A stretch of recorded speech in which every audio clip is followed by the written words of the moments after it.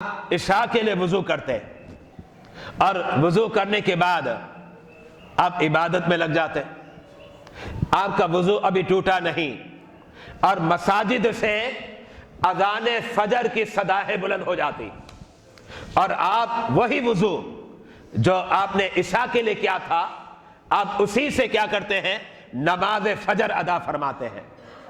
اب یہ عمل جو آپ کا تھا یہ ایک رات کا نہیں تھا یا ایک ماہ کا بھی نہیں تھا بلکہ ایک سال کا بھی نہیں تھا، کتابوں کے اندر مذکور ہے 40 سال آپ نے اس انداز میں گزارے ہیں۔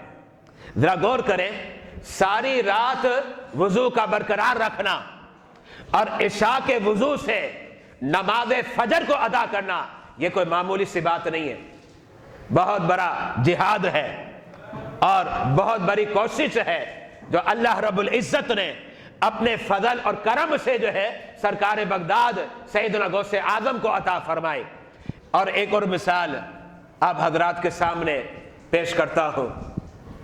آپ کا معمول تھا آپ روزانہ رات کو قرآن کی تلاوت کرتے اور کتنی تلاوت کرتے، 2-4 پاروں کی نہیں بلکہ عشاء کے بعد آپ قرآن کی تلاوت کا آغاز کرتے اور وہ آغاز الحمد سے ہوتا اور نماز فجر سے قبل تک آپ مکمل قرآن کی تلاوت فرما لیتے۔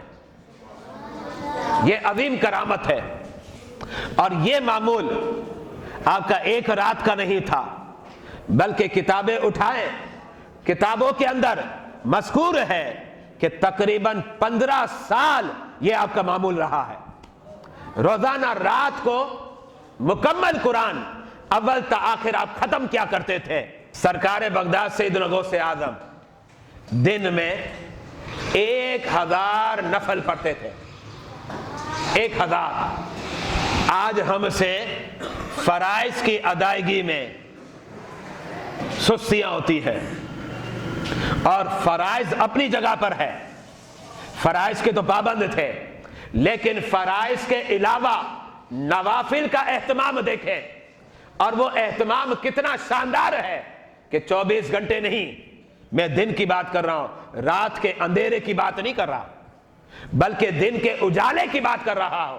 سرکار بغداد جو ہے دن کے اجالے میں جب نوافل کا اہتمام کرتے ہیں تو کتابوں کے اندر مذکور ہے 100 رکعت نہیں 1000 رکعت پڑھا کرتے تھے۔ یہ ہے عبادت کا عالم۔